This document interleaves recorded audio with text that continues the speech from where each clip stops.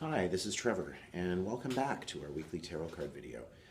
Today is Wednesday, February the 25th, and my apologies, I am a few days late. Normally, these videos are posted on Saturdays, but I've been rather busy with a lot of change that's been going on. It's actually on March the 1st that I will be opening my own private office space for readings. For the last 3 years, I've been reading through Elemental Book and Curiosity Shop here in Winnipeg, and I will be continuing to be doing some things in association with Elemental. Dominique, the owner, is a very good friend. But my new location at 161 Stafford will allow me to have a little bit of different flexibility in terms of hours, and it's going to serve as a base. I hope to be doing more in the way of some events and also some charity things that are going to be coming up, amongst other things. All of that information can be found on my website at trevorsense.com, and that's also where you can find information if you're interested in booking a reading with me online over Skype. But enough about all that. Let's get into our card of the week. I'm shuffling the cards and I'm cutting them. And interesting thing about the cut, you know, in a lot of traditions, there is the custom of having the querent, that's the person who's having the reading, having them cut with the left hand. And I'm always interested in where some of these traditions come from. Some people believe that the left hand is closer to the heart, and it is the hand that will not lie. But there's also a carny kind of aspect to that. A part of reading, a part of what some call fortune telling, that has its own kind of practical reasons. For one thing, the reader would look to see if you're wearing a wedding ring or not. Now, I don't pay a lot of attention to that. Nowadays, a lot of people are in very committed relationships with or without jewelry, and some people just like wearing the jewelry. So these are just different things that come along. You know, there's been a discussion on a friend's page recently about the tradition, too, of how some believe that your first tarot deck should not be purchased by yourself. It has to be given to you. Well, I'm always interested in where these things come from. And other than maybe some people not wanting other people to get into reading, I can't see any substantial reason for that. My first deck I purchased when I was about 14 years old, and I bought it myself. And I mean, I've certainly enjoyed people giving me decks. I've been honored to have some decks given to me from other readers. I will give decks sometimes when a friend is moving away. I will give them one of my decks. And it's like giving them a piece of myself. So these traditions have different meanings to different people, and I think it's important to approach these things reverently, but to also sort of say, okay, how does this fit for me? And that's just a little bit of thought around, you know, some of the traditions we see with the cards. So again, I'm shuffling them, and I'm cutting. I'm cutting them with my right hand, just because it's handy. And I like to cut them in front of you, so you know that this is totally random. And we have the Magician. All right. Well, again, let's look at a few of the key things that are on the card, right? The posture of the figure, you know, we look at the surroundings and we look at the symbols. And over the magician's head is a symbol that you will see in a number of occasions throughout the traditional Rider-Waite tarot deck. He has this sideways figure 8, you know, and some see that as an eternity symbol.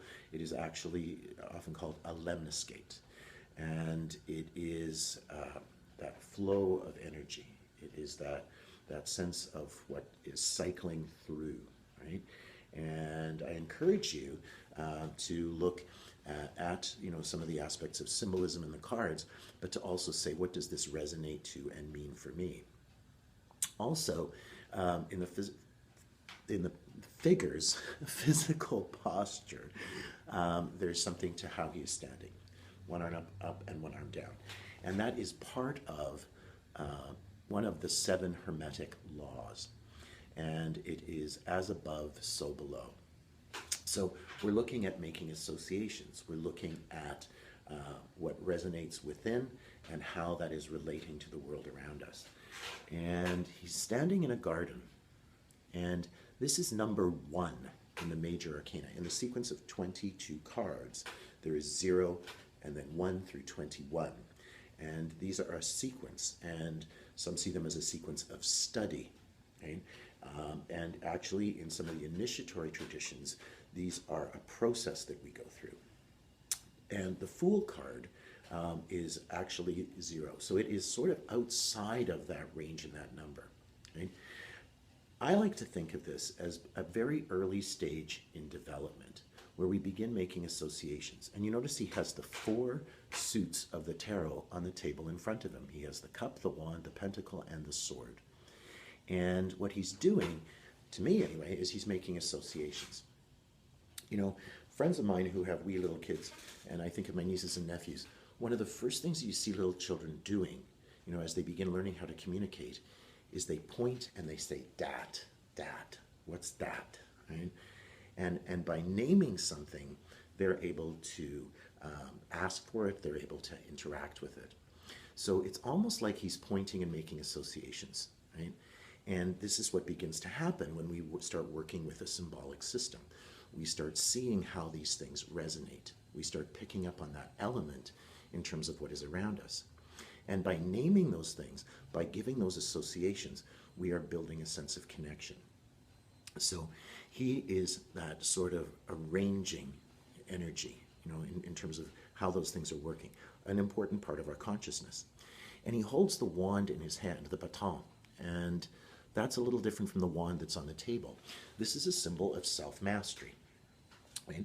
So it is about learning that sense of control, paying attention to how those energies and how those things are directed, and seeing that flow of energy that's moving through things.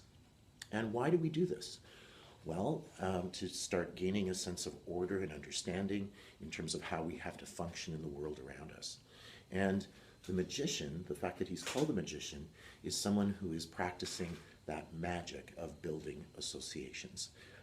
So when the magician comes up in a reading, it's oftentimes kind of a sense of how the elements are waking up within ourselves and how we're learning to build new associations with them. It can be a sign of talents and abilities that we have within ourselves. And as we begin working with them, it's almost like these things start teaching us. It's almost like they start setting in motion more and more discovery. So this can be a sign that, you know, we are tapping into our free will, that we do not have to just simply be victims of circumstances, and we are beginning to kind of take responsibility for that kind of resonance in terms of how those things are working. Well, again, these are just some random thoughts around the cards. And I encourage you, if you're engaged in study, to kind of check things out. And there is a great deal that can be found. One of the websites that comes to my mind is Eclectic Tarot, AECLECTIC tarot.com. And that's a rich kind of compendium of many, many different people's interpretations. And then there's also great books, there's classes, and I know here in Winnipeg there's some wonderful people that are teaching classes, and there's resources like that that are around. I'm generally kind of working with these things as they come through in a reading. And over the years, you know, there's been lots of study that I've participated in, but I like to take every reading as an opportunity to be encountering these symbols, perhaps from a fresh perspective. So very, very creative energy that we see in the Magician card. And we do get to be the authors of our lives. And we do get to kind of see how these tools kind of wake up discovery within ourselves. As within, so without, as above, so below. These are just part of the 7 Hermetic laws. And many people kind of tap into these things. I think there was a process that was very popular a few years ago called The Secret. And many people were kind of taking the approach that if I visualize something, I can make it happen. Well, I don't know. I can put on rubber boots, but that's not going to make it rain. At the same time, we can be paying attention to conditions. We can be outfitting ourselves and working with what comes through. You know, I don't think it's luck when life throws you lemons that you make lemonade. So it's being able to kind of see the opportunities that are present. So free will gives us the opportunity to kind of work around those things and to kind of open up possibilities and potentials. But there's a higher will that is also running through that. And we get little glimpses of it. Anyway, some random thoughts, and hope everyone's having a great week. I'm getting back to being busy, and I will be trying to give you your regular video again on Saturday, and looking forward to some warmer weather here in Winnipeg.